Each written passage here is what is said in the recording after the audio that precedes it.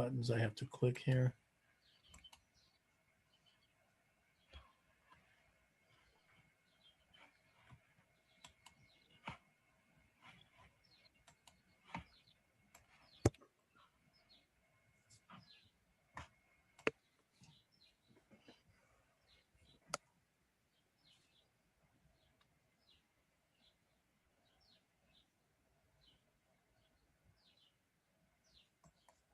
All right, we're joined by Jack Gist, Charles Moscowitz here, Monday through Friday, 12 noon, live at the flagship station, which is YouTube, and all of the various streaming stations.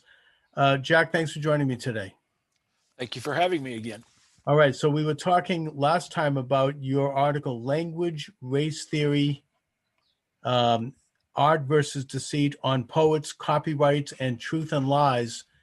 And I thought we would pick up where we left off in that we were defining the importance of defining the nature of words and how those words can be redefined by various people who might have other agendas. I've been thinking about our last conversation a bit, and I was reminded of Saint Augustine and the sort of the sick soul and the sick spirit, and what makes the spirit sick, and it's if it's disconnected from truth, according to Augustine. So, and I think that's what we're seeing a lot of. That to boil it all down, just to get us started here, I think what the problem is from antiquity forward, from Plato sees the tyrant as somebody who does not do service to anything higher than himself. The gods, his duties, these things like that. This goes through the Middle Ages with duty to God. At this point in time, I think that we really do think that there's nothing transcendent anymore. There's just and I'm not talking about everybody, of course. I'm talking about this mainstream sort of that we see dominating the media, that it really wants to sort of socially engineer us into Lord knows what, some sort of utopian ideal of ourselves where it sort of wipes out the individual. And one way to get back from this, I don't think if the battle is lost or anything like that. I think that there's still plenty of people just kind of scratching their heads at this point going, how did it get like this? And why wasn't I watching it? That happened to me to a certain extent. You sort of saw it coming over the years, but you just sort of thought it would implode out of the sheer nonsense of some of the stuff that we see going on now. And we can get it back, but I think this is an attack on the individual and individual freedom to a large extent, in that when we get into, I don't want to go too far astray here, but when you start getting into transhumanism, we touched upon last time, this is sort of the last attack against the individual, when there is no more individual, there's just this collective, and that it's going to, by its own will, create humanity in its own image, sort of. We're right at the brink here of complete hubris, in my view. And so you get back to that just by simply basic standing up for yourself and standing up for what you know in your heart. I think it's written on all our hearts. We know what the truth is and what the truth isn't. Everybody does if they'll take the time to ponder it. And we don't have much of that anymore either, where we have time to reflect. No, I mean, I think if you look within and you take the time, as you say, to ponder, you can perceive basic truths, and you can go through a process of debugging yourself, I suppose, because as you mentioned, we're all involved we're surrounded by lies, right? I mean, we're surrounded by millions of deceptions. We cannot really ultimately depend on a lot of the massive quantities of information that bombard our lives every day.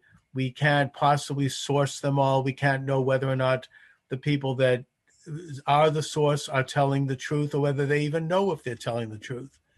And it's our responsibility to debug ourselves, to know what is true collectively and individually, and that mankind has been able to identify truths going back, I mean, to the most earliest of times. This is a great quote from Saint Augustine on that. What was that again? It was more. It was wasn't a really quote. It's a paraphrase of when the spirit gets sick because it loses its connection to truth. Right. And with Augustine, we see the turn inward that has now gone completely awry. Before Augustine, sort of everybody looked out the authority of the church, the authority of the philosophers, the authority of this and that, and they accepted it because they could sort of trust it, but like you're saying now, we don't know what to trust, who to trust, how to trust. So I think it's time to take that inward turn again and trust our own hearts. If how you do that is probably another conversation in itself, but you might start just by taking some quiet time and asking yourself what's really going on here. Are humans the creators of their own destiny? We're on this little planet at the edge of this little solar system in a vast universe, and we seem to be getting a little bit big-headed for ourselves, considering where we are in the universe. I mean, it's self-evident that something probably is greater than we are. You would think that obviously what you're saying makes sense, and that it gets to the basic struggle that I probably have mentioned this before, but I reiterated. It's a book that had a huge influence on me, that being Whittaker Chambers' book, Witness. And Chambers had been a American communist spy who got very deeply into managing people inside the FDR administration who were working for Stalin. And then he had a change of heart, mainly because he discovered faith and he began to believe in God, and also because the final straw for him was when Stalin allied himself with Hitler, and he realized that these are very same people that he was managing were then both pro-Nazi and pro-communist, and it was a bridge too far for him. That's when he went in and arranged to meet with a high-level FDR official and turn over the evidence so that these people could be stopped. And in his book, Witness, he talks about the eternal struggle between God and man in terms of within the human being. And he traces it back to the Garden of Eden and the temptation of the serpent to Adam and Eve, that the serpent promised Adam and Eve that they could be as gods. They could know all things. They could basically overthrow God in heaven if they partook of the forbidden fruit. And that's when, of course, they went to that temptation, and that was the beginning of the downfall. I mean, they were then banished from the Garden of Eden and forced to live in eternal struggle. And that this, he said, was the beginning of communism, because he was into that as a particular ideology, that it was the second oldest religion, the first oldest being belief in the creator of the universe, and that God separated himself. We're not creators, we're created, that everything in the universe was created by God. And that the communist idea was that man would be the central creator of the universe. Man could know everything. You could know all. And that to contradict you, you're like your own God. And that to contradict you is somehow bigoted or, prejudiced, or you're interfering. It's this absolute, control over reality by man. And that obviously it's impossible to do that because we're not gods. And so since we're not gods, and if you remove God from the scene, then you have a need to look to some sort of an external authority for reality, for existence. And that, of course, is where Adolf Hitler comes along, or Stalin, or some other great socialist experimenter who then steps in lieu of God and says, this is what's true. We're going to create new realities because we think they're better, because we're enlightened, because we have we're elect somehow. And that he says that this has been the struggle of man ever since those times. Every generation from then till today deals with this dilemma. God or man? Do we believe in a creator of the universe that is outside of us, that is immutable, that is the author of law, that is the author of existence and creation? or do we want to reject that and look to human beings? And that means some elite sect to define what is real, what is reality, and we can make up our own reality. And really, that's an astute analysis there, because I would agree that since the get-go, we've had two. Can you translate Israel into something like struggle with God? Can it be translated that way? Yeah, well, that's what is the word Israel means. It's when Jacob, one of the patriarchs, struggled with the angel and fought with the angel on the famous stairway in his dream, and was wounded. And then because of that struggle, God gave him the new name of Israel, which means he struggled with God. Right? I mean, I think that's, and I'm not a theologian here. I'm not a rabbi, but I understand that that's what it means, and that's been the condition of mankind ever since. And certainly, that the Israelites in particular were given a special mission to receive the Torah and then to give that to mankind. But there's the struggle between man and God that permeates the entire story, all the way from the days of from Jacob right up till today, or certainly right up to the end of the Bible, when you had the battle between being close to God and believing in a God that is the ultimate sovereign, or belief in man, which was in the biblical times manifested in the form of idol worship, belief in false gods, which of course are human gods, because the idol is manipulated by people. Mm-hmm. It's the state, basically. And it seems like right now everything hangs in the balance. Almost nothing is new, but except the struggle is possibly more pronounced, due in large part to the massive and very quick overtake of technology, where everything can be managed, everything can be translated into an algorithm, including human beings, or they think. I mean, that's what Facebook and everybody else thinks, that they know more about us than we do, and they can manipulate us as they see fit through their technology.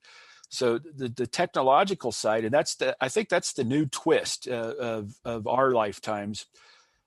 When I was a kid, not so terribly long ago, I'm getting older now, but I'm not that old, I didn't have a cell phone. There was no such thing. There was no such thing as a personal computer, a laptop computer. I was out in the country and I lived, that's what I did. I lived in nature, raised animals and stuff like that. But now the kids today, they have never been without technology. And it does give you this weird sense of unreality, almost like you could shape yourself to be anything in this unreality that is cyberspace. And back to the whole sort of and this is why everybody's so horribly confused. And I don't think they need to be. I think the question is as simple as you just posed it. There is a struggle between man and God. And so everybody has to make that decision.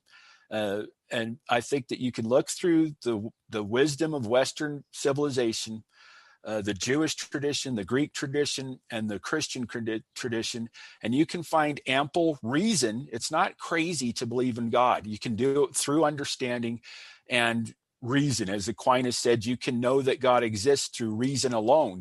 It's not easy, but you can know. You can't know God, but you can know that there must be a God. Mm-hmm. And I think I don't think the situation is as complicated maybe as people make it out to be. These social experiments of the 20th century that obviously went horribly awry. I mean, we'd never seen anything go so badly, but we do seem to be heading in some sort of similar vein at this point through technology, basically. China's got a death grip on its citizens through social scoring and all tracking us with all this technology. So there is definitely the struggle between man and God still goes on. And because in the Christian and my Catholic tradition, personal freedom is very important to choose. This is the big choice that makes you a human being. This is the big choice that you get when you're a human being. Do you believe in God or do you believe in man? And that's where we're at, and it's pretty heavy right now, I think. No, I think that you bring up the issue of the new wrinkle in a way in the eternal struggle, and that is technology and mass communication. They used to use wars, they would use famine, they would use depression, they would use Holocaust. Now they don't. I think the strategy of the elites who are the new Adam and Eve, the new overthrow of God, that they think they can use technology. They could use censorship on the internet, for example. Decide what we hear and don't hear, what we can know and not know. And it's a very, very powerful mechanism, and they can do it now at a level that would have been unprecedented in the past. Not that there hasn't always been that, but now it's like algorithms or click of the switch. I mean, they can, the latest outrage on that is that Facebook has not only banned the former president of the United States, Donald Trump, from having a Facebook page and communicating. I mean, I wonder if they would do that to any other former president. But even apparently his daughter-in-law did an interview with him as part of her new social program, and they banned that. I mean, you can't even hear his voice, cannot be ever again heard, as of at least right now, on Facebook. And this isn't just, Facebook is not just some fly-by-night thing either. It is a massive international network. It's huge. It controls a large portion of the mode of communication, as Marx said in the Communist Manifesto. And so we now have a phenomena where the technocrats, the oligarchs of today, can control perceptions of reality in a way that is unprecedented. And you also mentioned transhumanism. This is, I think, the kind of the modern philosophy of the so-called Great Reset. This is, the new Marxism, I guess you might say, the new Frankenstein. With Mary Shelley, when she wrote Frankenstein, she was blowing the whistle on the left on her day in the early 19th century. Her father had been, was Godwin. He was pro French Revolution, radical. Her husband was also, and she was in that world. And this book was an attempt to kind of expose it by showing that they're trying to create a new man. They're trying to bring life into what is dead and create this new, and the catastrophe that will result from it. Well, now you have transhumanism, which is the new version of this, where they think they're going to evolve a new kind of species. I mean, we talked, I think, last time about the Kurzweil Institute here at MIT, where I am. They're involved in this. It's all based on evolution, which is, I would suggest, a pseudoscience. But putting that aside, they think they could reconnoiter the human being to become a cyborg. I mean, to add electronic components and various chips into the body, literally, that are going to create a new kind of evolved species, which will have super consciousness, or what the Theosophists would call cosmic consciousness, a form of knowing all things, right? And super health, because it's going to monitor all aspects of your health. So you can live to be 200. And other elements. It's the Nazi version of this was the Übermensch. I mean, the whole concept of the Aryan race. There was no such thing as an Aryan race. It was a mythical idea that the Nazis viewed as the next rung of evolution. They would breed people in such a way that you would have this new Aryan race, which would be super powerful, the Superman, the Übermensch, and which would then control the world and would control all things and all reality. So this is the new movement, the transhumanism movement. And controversially, I don't know how far we want to go with this because I could get banned from YouTube, but I speculate as to whether or not the transgender movement is a part of that. This idea that we can now decide whatever we are on a given day, male, female, or something else. We could be a new species. We could decide we're an animal. I don't know, whatever. In other words, we can craft reality. based upon whim. Whatever we want it to be, it can be because we say it is. And I think that this is well, at bottom, I think it's a rebellion against God. If you want me to be honest about it, I think the whole thing is a rebellion against God. And it's when you think of Lucifer or Satan and the will to create, the one, I want to be the creator. You're not the creator. I reserve the right to create myself. When you get add that our new technological phase into that, where you have cyberspace and you can live in these fantasy lands for as long as you like, the burden becomes you get to create yourself. But that burden, I think, is too much for the individual. Frankly, we can't be creators. That's just too much of a burden. I mean, we can recreate elements of ourselves based upon reality, based upon what is possible. We can improve our lives, we can improve our character, we can improve the world in many ways, based upon a collective, accumulative recognition of what is possible and what is real, and what, based upon certain common fundamental values, as you mentioned, Jack. I mean, the idea that, the preservation of the life of the individual is an ultimate value.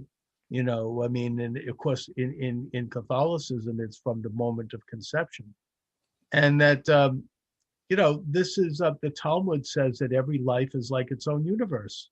We're images of God. We're not God, but we, as images of God, every individual has enormous and intrinsic worth and ability to create a life that's of meaning and value within the context of what's possible. It's back again to Augustine and his statement that it has to be connected to the truth. That's where we go wrong, is where we cut ourselves off from the fundamental, and that's a long conversation in itself, what is truth? But I would suggest that it's written on our hearts at some level. Everybody instinctively kind of knows what the truth is. Or if they don't, it's because they've never thought about it. They've never had the opportunity to think about it. They've never been taught to think about it. They don't have the critical thinking skills because they've been propagandized almost to death. And I'm very worried about the school systems in this critical theory right now. When you see it in high school. We should talk about that. I'm getting a TikTok comment here because I'm running live, doing this live on TikTok, that they say truth is shining a light on lies. And that, it's both. It is truth in and of itself, and it is a contrast between such truths and untruths. It's the, which is you've got the hypothesis and then you've got the alternative, which is untrue. And by identifying truth, you can by nature expose the lie. And it's the responsibility of a moral society and of a moral person to try to expose the lie as best we can in our own imperfect way, because we can't have access. I mean, that's why we have a jury system.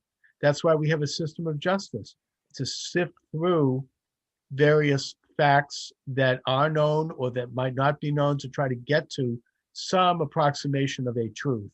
And if that is arrived at, as imperfect as it might be, then we can pass a judgment and have recompense. But that's the basic function, the basic foundation of any society.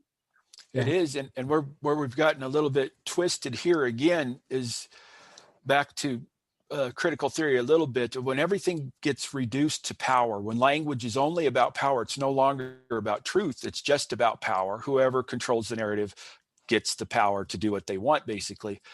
It's no longer moral.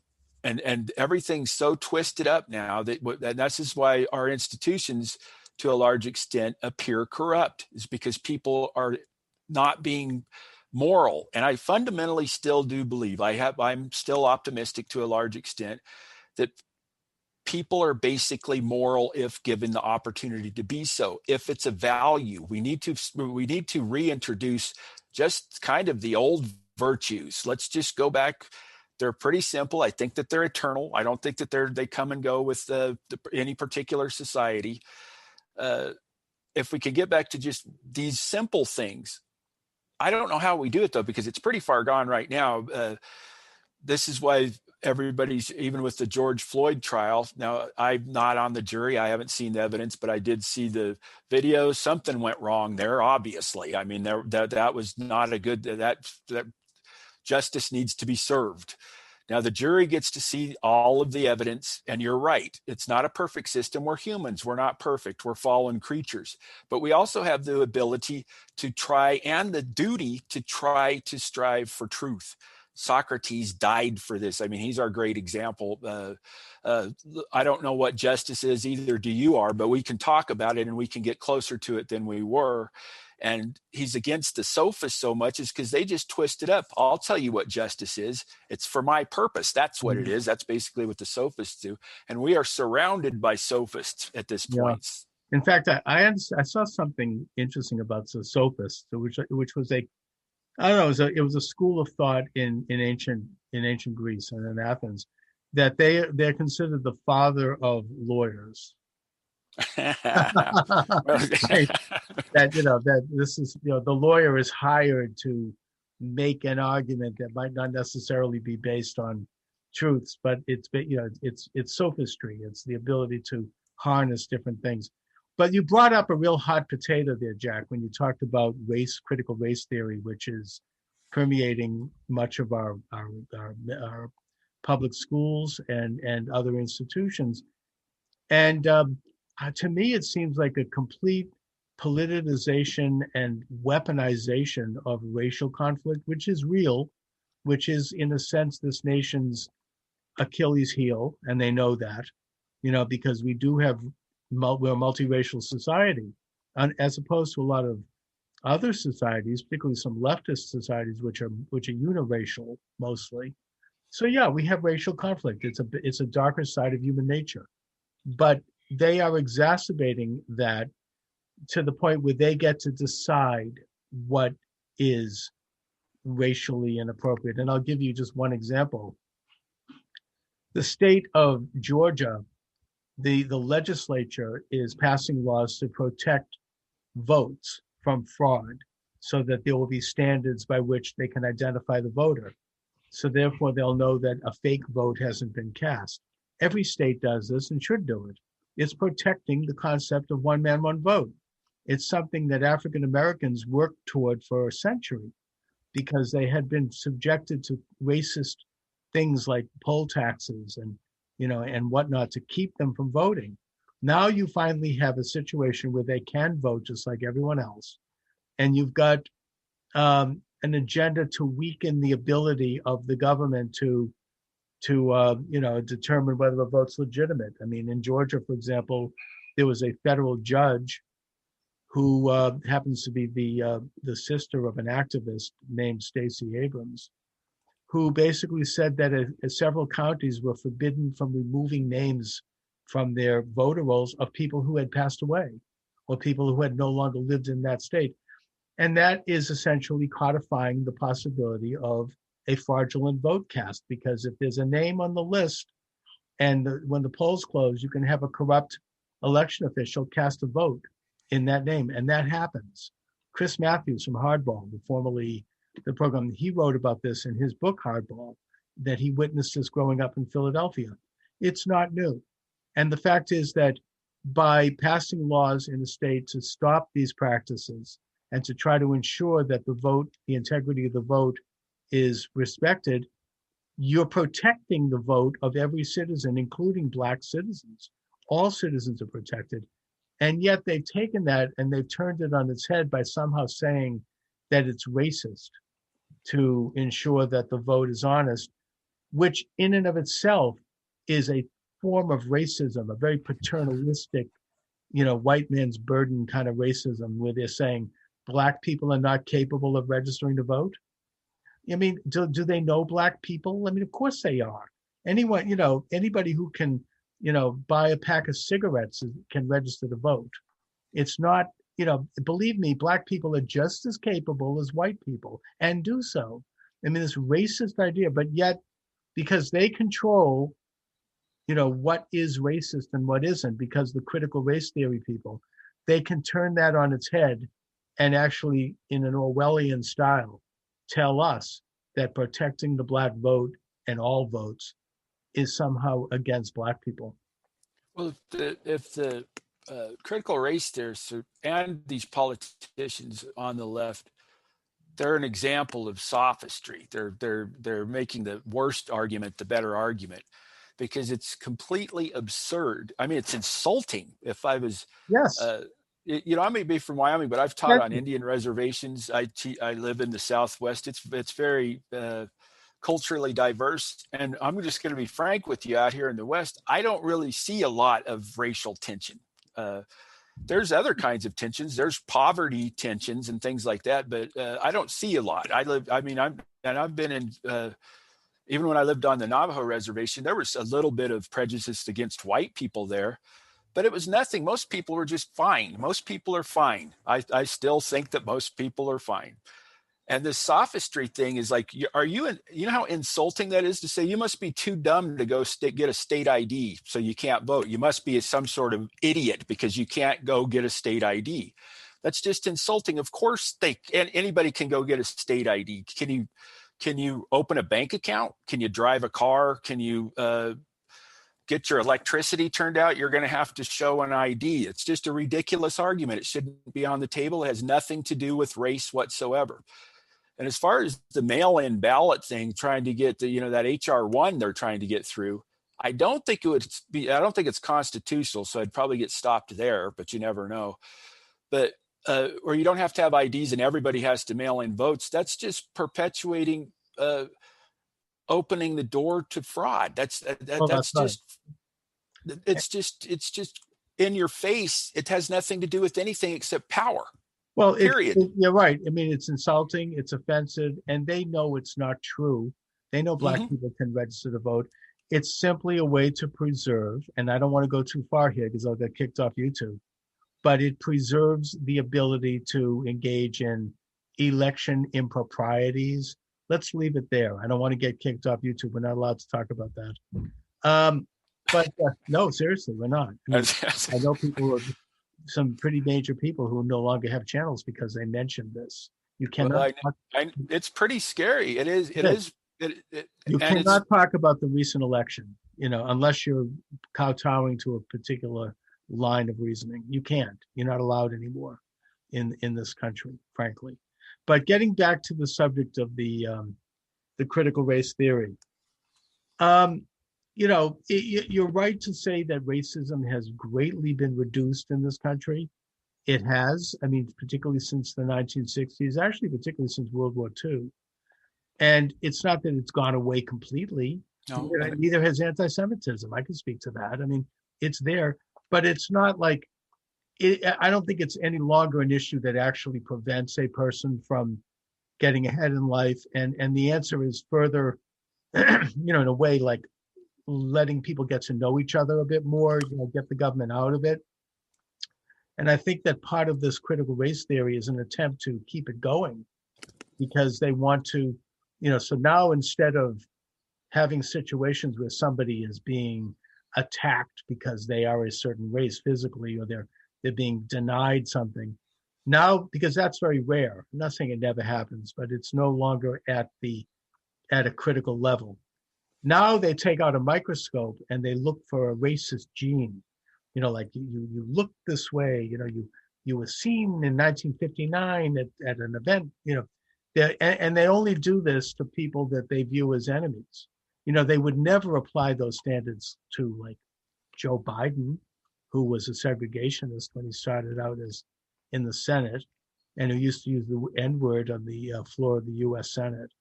But they eventually will come after him, though. If he steps out of line, sure. I mean, then you lose everything. But as long as he's playing ball, the Clintons is another example. I mean, talk about anti-Semitic stuff. I mean, fine, but it's a given a pass. It's only if you do not play the game of the elites that you end up. The microscope comes out. They find something you might have said that was insulting, and it's used to completely destroy your career and your life and damage you. And we all value our reputations. Nobody wants to go through that. especially professionally, you don't want to go through it. So it's kind of an informal form of tyranny. This thing. I mean, this is giving. They are being given this power to decide who is, to be called racist in society is the worst thing you can be called, and and they have that power to do it, and they're wielding it in a very fascistic way. And the only way to counter that is you have to stand up and say, no, not only am I not racist, but I would suggest that the policies you support are racist. And here's why. We have to stand up to that. And when we do stand up to it, we are standing up for liberals and conservatives, all people. It's standing up for individual freedom.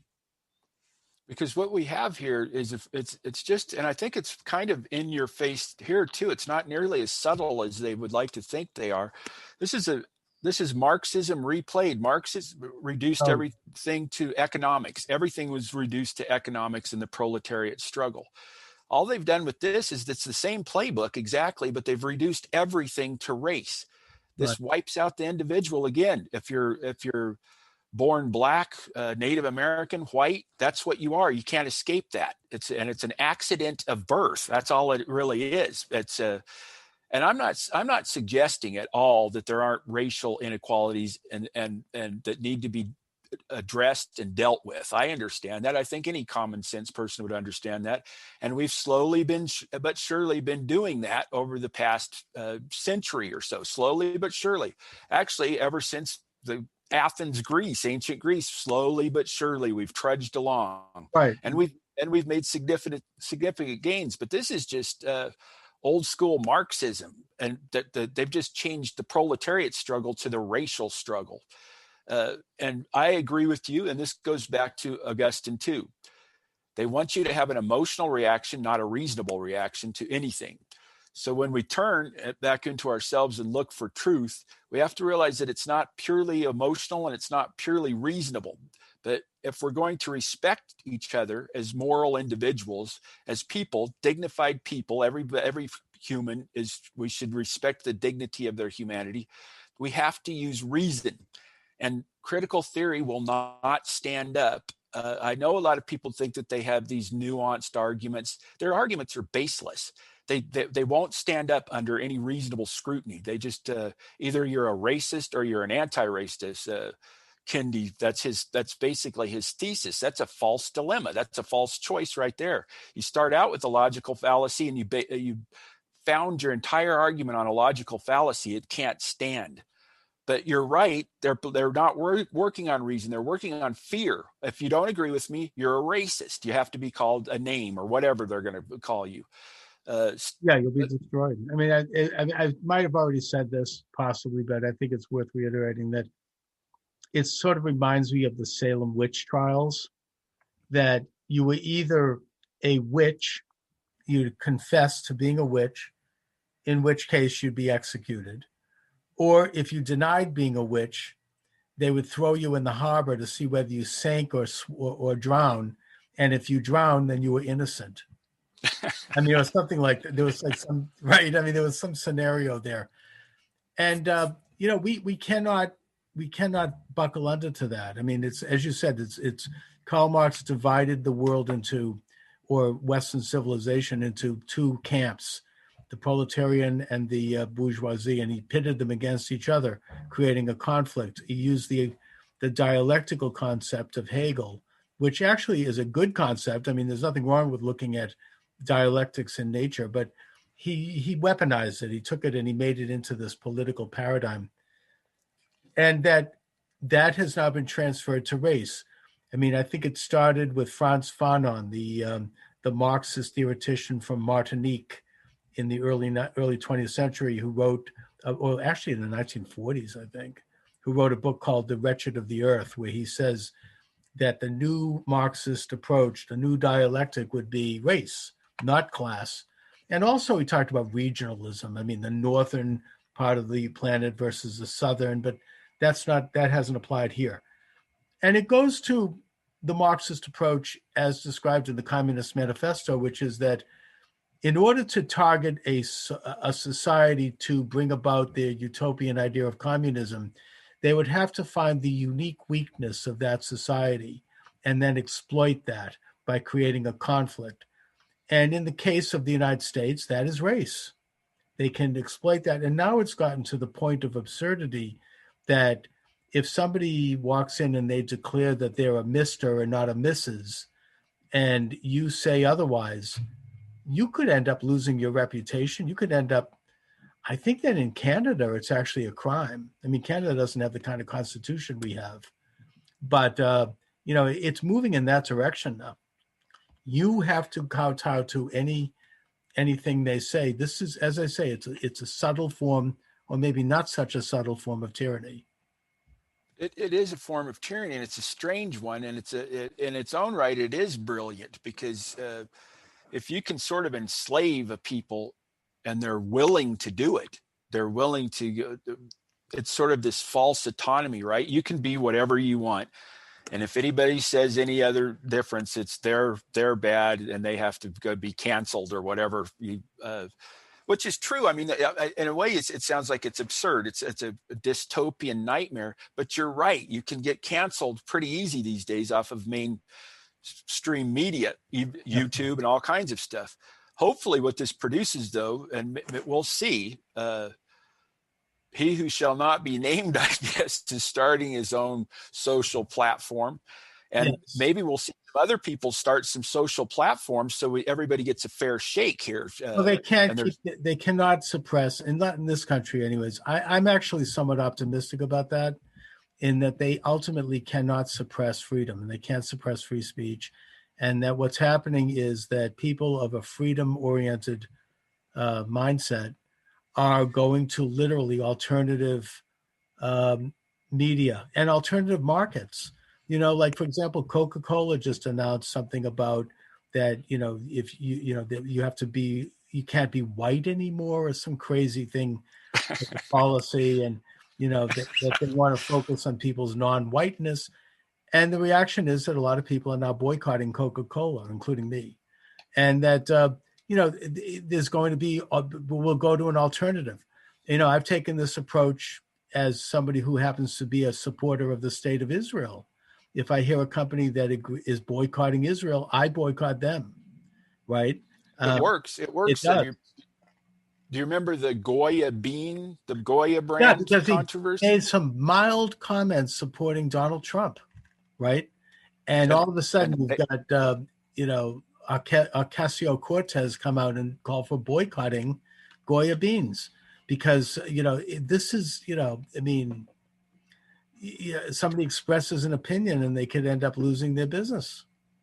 The thing about Goya beans, though, is their stock went up. Everybody went out and started buying Goya beans. Exactly. I started buying them. I like beans. So I said, well, we might as well buy Goya beans. And they made more money. So if maybe the free market will work here a bit too. And Mike Lindell also has done better with My Pillow.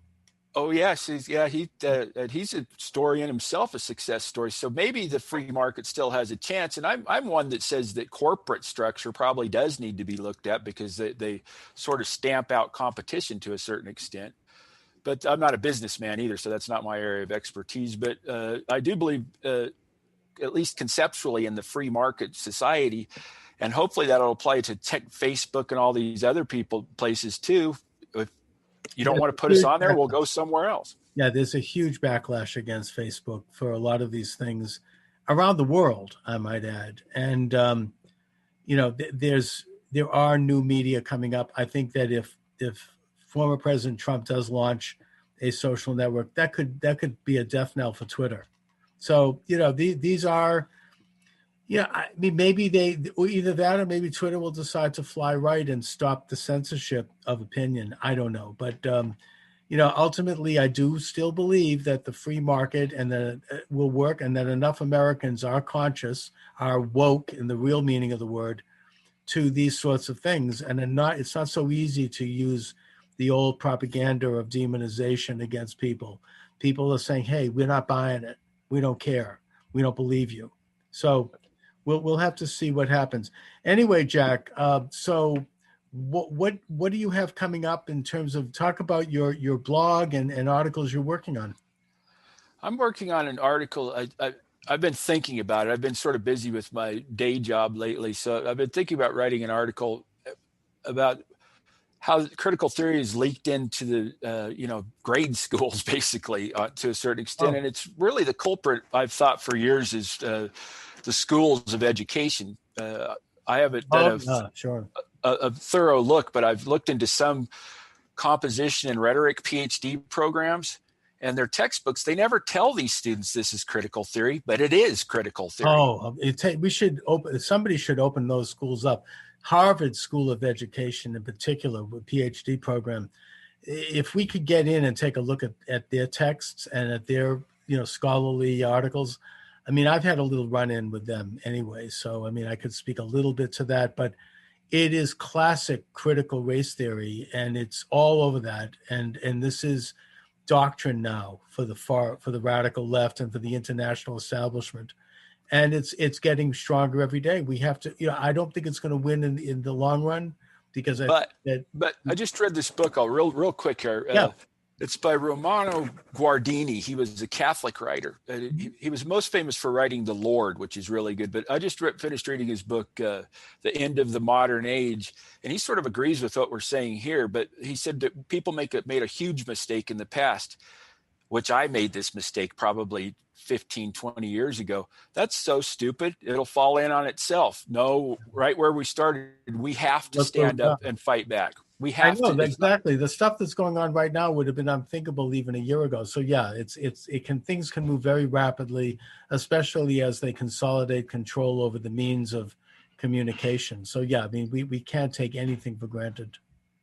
Good point. Yeah, and other than that, I'm just preparing my step into the real world still with creative Christian communications and that ilk, but more to report on that later. Good. As I finish up this job. Good. Keep me up to date on that. And do you want to give out any websites or anything you want people to go to? Yeah, you can find at creativechristiancommunications.com if you want to shoot me an email through there or something. And I do put a blog up on there when I have time, which will become more and more common as I wind things down here. Excellent. All right, Jack. Thanks so much, Jack Gist. Thank you very much for joining me today. Thank you. I always appreciate it. All right. Take care. Have a good one. You too. Thanks.